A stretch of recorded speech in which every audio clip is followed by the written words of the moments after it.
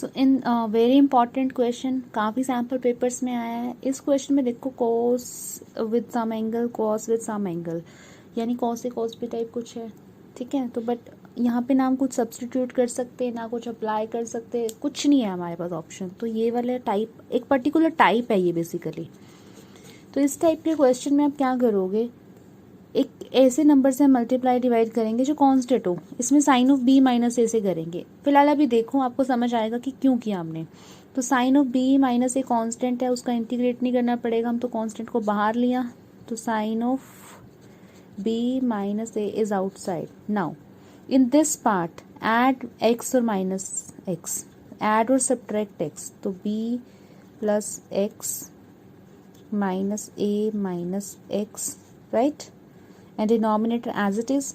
Now अगर आप denominator में देखो तो x के साथ a रिक्वायर्ड है, x माइनस ए, तो हम ये वाला पार्ट ले लेंगे, और x माइनस बी, बट यहाँ पे दोनों का साइन ऑपोजिट है तो हम माइनस कर देते हैं।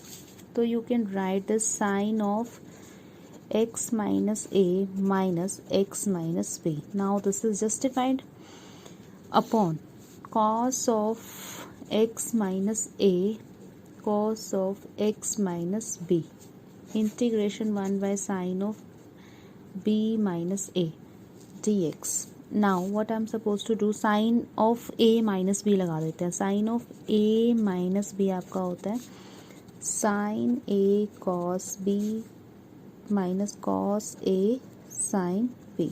So this comes out 1 by sine of b minus a. So this comes out sin a cos b minus cos A sine B over cos of X minus A cos of X minus B, cos of X minus A cos of X minus B.